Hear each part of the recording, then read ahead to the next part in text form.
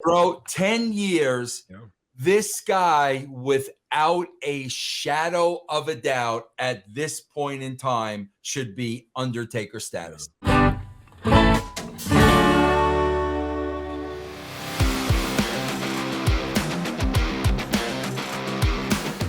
Let's go broing down memory lane, fellas. Would Bray Wyatt have been a top guy in the Attitude Era with Austin, The Rock, Mankind, DX, Vince Russo? I wish, bro.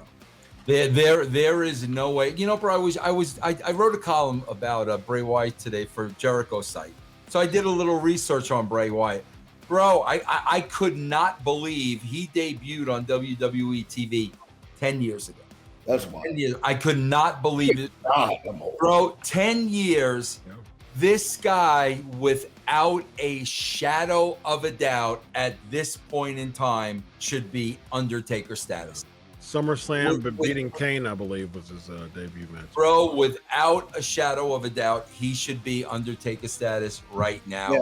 The problem is, bro, this guy is brilliant. This guy is a genius, and they cannot write up to this guy's level. I'm telling you, bro, that's the problem. Here's my criticism with Bray. All right, so I'm gonna criticize what I think about Bray. Now the fans are like losing. They're just kind of losing interest in Bray because I highly respect the mind, the psychological mind of Bray Wyatt. I wish that he would be mentored by someone like a Jake Roberts. It can be honed in a little better, because Bray Wyatt's mind is so amazing that to me it's not fit for the confines of pro wrestling. I think that he has a director's mind. I think he can write some type of flick that can be, amazing in box office. But I think that he just goes in places where fans are like, I'm lost, and so I think like I don't know if the different types of reincarnations of Bray has helped him really, because if you're thinking about 10 years ago, you had Backwoods Bray, right? And I really liked the Backwoods character. It was different. It was kind of like Waylon Mercy, esque, what I really respect, because Waylon Mercy gimmick it had potential, but it didn't have a lot of steam with it. He kind of brought it back in a much better way. And then there's so many different incarnations that we saw of Bray Wyatt that they were just trying, and you can tell the WWE was just kind of lost, with his booking. So I think it just needs to be honed in a little better, because on the SmackDown vignettes, fans, around the globe, around the interwebs, are just like, I'm just kind of throwing my hands on Bray right now. What do you think, EC3?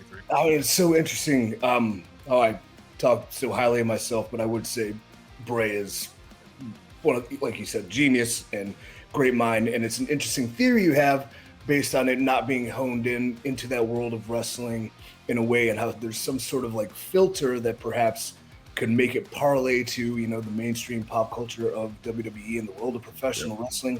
What that is, I don't know. But like when you mentioned Undertaker's status, I remember being a kid and we're watching Undertaker go to like Biker Taker, and it's a decade of destruction. Yeah. And to me, I was like, oh my God, 10 years? That feels like so long. When it wasn't really that long in hindsight, especially because, Bray's been there for 10 years. So I do agree there should be that Undertaker kind of status and lineage, but at the same time, he's such an outside the box thinker when he has complete the freedom to reign, like when The Fiend was able to do the Fiend things, like you could tell it's authentic. And when it gets pulled in different directions by people that start wanting to manipulate or use it within them, they don't quite understand it. And then there's like that terrible gray area of compromise where the collaboration is not good and nothing's getting done, where sometimes something either has to be all the way out there are all the way in. Well, you got to throw in that OEC3. You know how it goes, bro. You got to throw in the equation, Chris. And I do every freaking time with them. Did they set this guy up to fail, bro? Yeah. Remember, he wasn't there, and then he, for a long time, and then he came back. Because, bro, I'll be honest with you, man. If I was riding with Bray, and say, like you said, Chris, he's got all these wild ideas coming out of his head. My honing in would be, okay, Bray, how are we going to do that? Because the reality of it is there might not be some things we can do.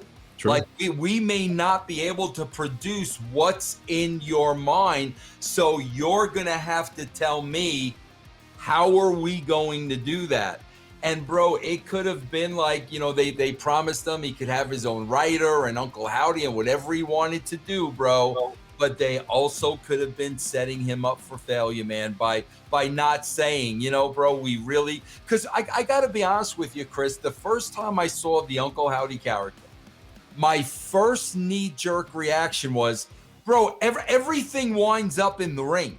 Everything. Vince Russo winds up in the ring. Everything winds up in the ring. The Nitro girls wound up in the ring. The first time I saw Uncle Howdy, my number one was like, well, that's a pretty cool look. You know what I thought of number two? How you ever gonna, you're gonna work in that? Yeah. Are you ever like, no, bro, you're not gonna be able to work in that. Yeah. So it's gonna be bow behind the mask, and it's gonna be warded down. And so you really, like I said, bro, he could have this wild imagination, but you have to say, okay, bro, explain to me what that's going to look like on TV. Yeah, absolutely. Why do you think they've cooled off on Uncle Howdy so much? From my inside scuttlebutts and things like that, there's a ever-evolving cast of characters that are professional wrestlers, whether they're signed or unsigned or NXT or people they were talking to that they want to possibly bring into these certain spots. But then, I've been hearing that from people close to me for months that like they're in line, it might be them, and then nothing has been pulled, and there's just been a lack of communication for the final word. So maybe they just don't know, or maybe how things change just like that. They don't see the end result, like Uncle Vince said, and they just don't want to commit to it. Bro, and I'll tell you too, one thing, bro, and like EC3 can attest to this, and especially in this case, Chris, if Vince McMahon doesn't understand it, it's dead in the water, bro. It is. I went through, and bro, I'm talking about simple. He didn't understand the Blair Witch Project. I'm talking about simple things. If Bray's throwing this out there, I'm telling you, Chris, if Vince don't understand it, it's dead. It's dead in the water, bro. Yeah, and maybe the successful things of the character were because that was a time Vince wasn't really as hands-on. But maybe exactly. That's a great point for why they're backing off on Uncle Howdy, Chris. Yeah.